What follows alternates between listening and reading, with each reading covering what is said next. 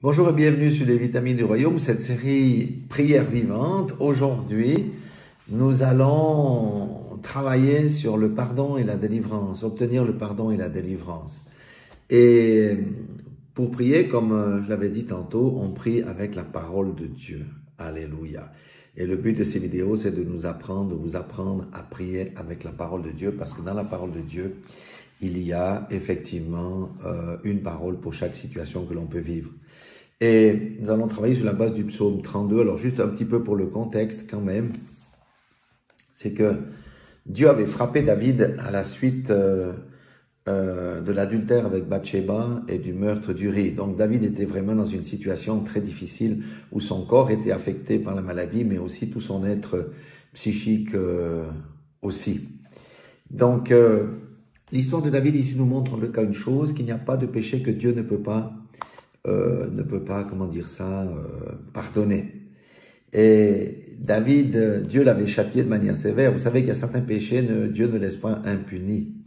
Et on n'a qu'une seule porte de sortie, c'est la demande de pardon et la repentance. Et le Seigneur va nous délivrer, que ce soit de la maladie ou de situations désagréables dans lesquelles nous pouvons tomber.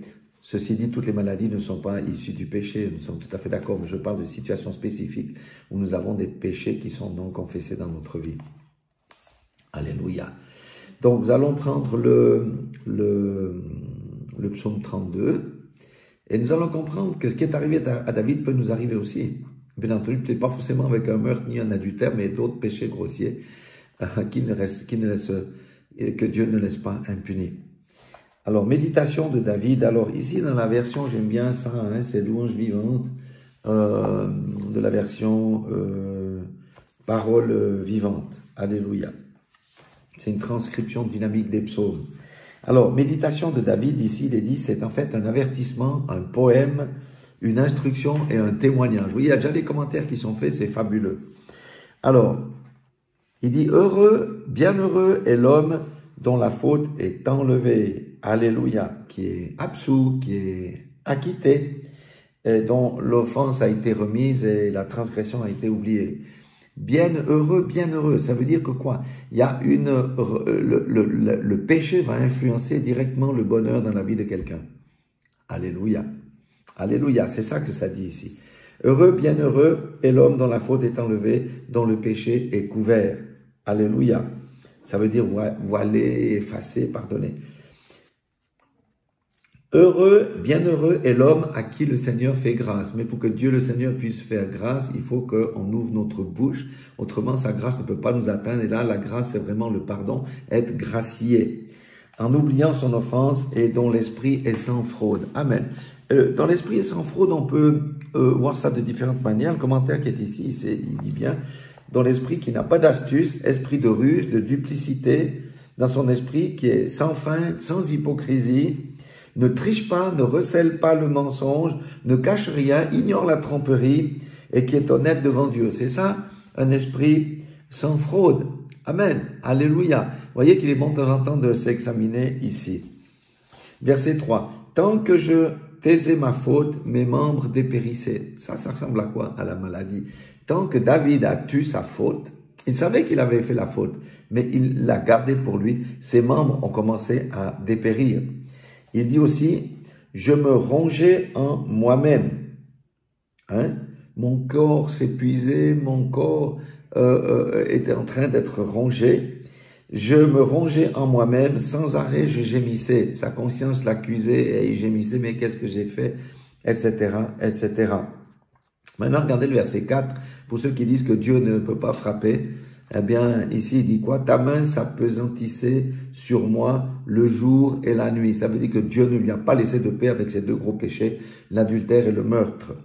Ma force se desséchait comme l'herbe en plein été. Ça veut dire quoi? Ma vitalité était en train de disparaître. Ma sève, la sève de ma vie était en train de se dessécher complètement. C'est ça qu'il dit, ma force se desséchait comme l'herbe en plein été. Donc, David était dans une situation terrible. Peut-être que quelqu'un est aussi dans une situation terrible à cause d'un péché qui n'a pas été confessé. Alléluia. Il ne suffit pas juste de prier, Seigneur, redonne-moi la santé. Si on a quelque chose qui a causé, par exemple, une maladie ou une dépression ou des choses comme ça, ben, on doit confesser notre péché. Parfois même, c'est le non-pardon qui amène toutes ces choses et ces malédictions dans nos vies. Alléluia. Verset 5, je reprends. Je t'ai confessé ma faute, je n'ai plus caché mes torts. Ah, cette fois-ci, il a compris. Hein? J'ai dit, j'avouerai à Dieu les péchés que j'ai commis. Alors, tu as effacé la peine de mon péché. Alléluia. Dieu n'attend qu'une seule chose ici. C'est quoi? C'est qu'on confesse nos péchés. Dans 1 Jean 1:9, il dit que il est juste et fidèle pour nous les pardonner et ôter toute iniquité de nos vies. Alléluia. Alors, voyez, la situation de David, c'est Romains 6:23, avant qu'il confesse son péché. Il dit, le salaire du péché, c'est la mort. C'est pas que la mort physique, hein. C'est aussi tout ce qui entraîne la mort. Ça peut être la mort spirituelle, etc. aussi. Verset 6, ainsi que chaque fidèle te prie au moment voulu. Amen. Ça veut dire quoi, ça? Au temps opportun, hein, au temps où l'on te rencontre, au temps convenable, etc. Surtout dans les temps d'angoisse et de détresse. Alléluia. On prie Dieu surtout dans les temps d'angoisse et de détresse pour demander qu'il vienne à notre secours et qu'il nous sauve. Mais on peut aussi prier Dieu pour les autres, etc. Mais là, c'est de nous qu'il s'agit ici, dans cette mini-prédication ici. Si les grandes eaux déferlent, leurs flots ne l'atteindront pas. Alléluia. Voyez? Il dit bien ici, ainsi que chaque fidèle te prie au moment voulu, ça veut dire là, dans ces moments particuliers, si les grandes eaux déferlent, les flots ne t'atteindront pas. Alléluia, alléluia, c'est la protection. Si on est en ordre avec Dieu, Dieu nous protège, ça fait partie du deal, ça fait partie de notre alliance que nous vivons avec lui. Seigneur, verset 7, tu es mon refuge, tu me gardes de l'angoisse, tu m'environnes de joie et de chants de délivrance. Voyez ce qu'il y a du bien à confesser nos fautes et à être pardonné. J'ai la paix, j'ai la joie. Pourquoi? Parce que je suis juste devant Dieu, parce que j'ai confessé mon péché, parce que Dieu me l'a pardonné. Verset 8, ça c'est intéressant pour nous. Tu as dit, je vais t'instruire et t'indiquer le chemin que tu vas emprunter. Quand tu dis je veux t'instruire, ça veut dire je t'inspire, je t'avertis, je te rendrai sage et intelligent pour que tu n'ailles pas dans des mauvais sentiers. Quand on est en ordre devant Dieu, Dieu est notre conseiller. Il nous a envoyé le consolateur. Pourquoi? C'est notre conseiller. Alléluia. Je serai ton conseiller et mes yeux veilleront sur toi. Je veillerai à ce que tu ne chancelles point parce que tu es droit, tu marches sans la fraude dans ta vie, etc. Mais il y a ici quelque chose, un avertissement. Ne soyez pas entêtés comme un cheval, un mulet dépourvu d'intelligence dont il faut dompter la fougue par la bride et par le mot pour qu'il ne t'approche pas. Qu'est-ce que ça nous dit ici? Le mulet et le cheval, ça veut dire ne sois pas quelqu'un qui est fier, ne sois pas quelqu'un qui est obstiné quand tu entends ma parole, qu'il faut réfréner, brider, émater par le frein et le mort qu'on va te mettre dans la bouche.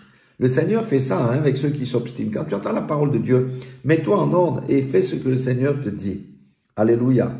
Verset 10. Nombreuses sont les souffrances qui attendent le méchant, mais ceux qui comptent sur Dieu sont entourés par sa grâce. Ceux qui comptent sur Dieu, qui vivent avec Dieu, qui vivent pour Dieu, qui vivent dans la sainteté, dans la justice, dans la consécration. S'il nous arrive de pécher, nous prions, nous nous repentons, nous confessons nos fautes et le Seigneur passe l'éponge. Verset 11, juste, réjouissez-vous et chantez votre allégresse, vous qui êtes droit de cœur, que le Seigneur soit votre joie. J'ai la joie, j'ai la paix. Pourquoi? Parce que le Seigneur est ma paix, c'est Jéhovah Shalom. Le Seigneur est ma joie par le Saint-Esprit. Alléluia. Donc voilà, maintenant nous avons médité là-dessus. Je vous propose 3 prières. Comment est-ce qu'on prie pour assimiler ce que le Seigneur nous dit ici? Alors, première des choses que nous devons comprendre, c'est que le péché influence le bonheur dans la vie de quelqu'un. Mais le Seigneur, par le pardon, peut restaurer la personne, restaurer les situations. Donc, nous allons donc prier pour que nous prenions l'habitude de nous examiner, d'examiner notre cœur, nos actes et nos comportements. On a vu un petit peu la fraude, hein? Un esprit sans fraude, un esprit qui marche dans la justice, qui ne triche pas, qui ignore la tromperie, qui n'a pas de ruse.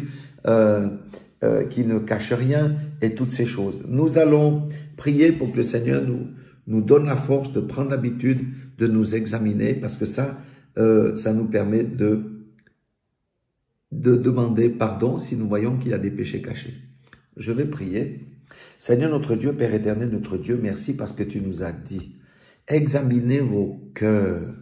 Examinez vos cœurs. Voyez s'il n'y a pas des choses qui sont en désaccord avec ta parole, s'il y a des péchés cachés, Seigneur notre Dieu, afin que nous ne subissions pas le sort de David. David avait été têtu. Il a laissé aller avant de venir publier son péché. Toi, tu n'ignorais pas son péché. Quand il l'a fait, tu lui as donné la paix. Seigneur, que nous prenions l'habitude de nous examiner, Seigneur. Examiner notre cœur, nos actes, nos paroles, nos comportements, et tout de suite de demander pardon s'il y a quelque chose que nous avons fait de mal. Alléluia.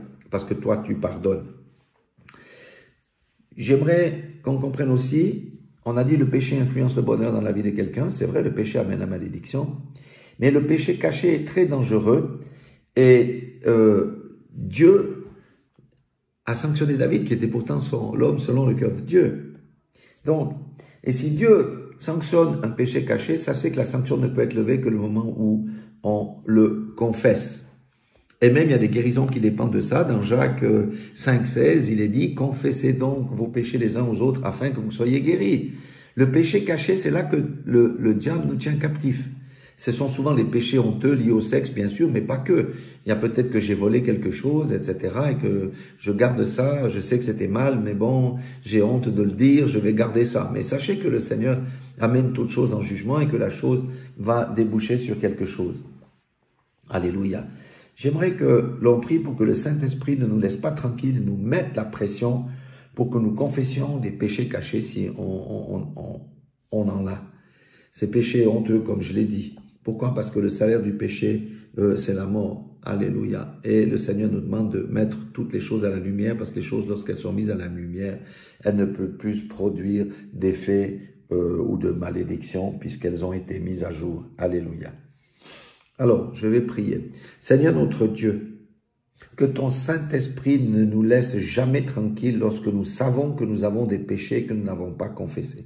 Qu'il nous mette la pression, c'est pour notre bien, Seigneur notre Dieu, que le Saint-Esprit nous mette la pression jusqu'à ce que notre bouche s'ouvre et que nous confessions notre péché, car tu as dit, Seigneur, le salaire du péché, c'est la mort, mais que tu es juste et fidèle pour nous les pardonner et ôter toute iniquité lorsque nous te les confessons. Seigneur notre Dieu, nous avons besoin de comprendre ces choses-là, Seigneur, afin que nous puissions mener des vies heureuses. Parce que c'est vrai, Seigneur, tu n'as pas dit que... Tu as dit même tout homme qui dit qu'il n'a pas de péché est menteur. Nous vivons dans un corps pourri, nous vivons dans un monde pourri, et il nous arrive de temps en temps de tomber. Alors lorsque nous tombons, Seigneur, que nous ne gardions pas cette chute pour nous, mais que nous confessions notre péché afin d'être pardonnés immédiatement. Merci Seigneur. Maintenant, la troisième des choses s'adresse au mulet. L'homme est têtu comme un mulet, parce que le mulet fait ce qu'il veut.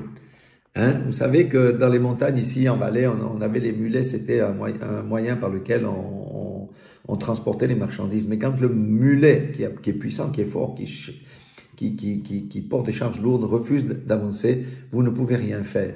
Et il y a des chrétiens qui se sont des véritables mulets parce qu'ils sont fiers, parce qu'ils sont obstinés, ils savent ce que Dieu leur demande de faire et qu'ils refusent.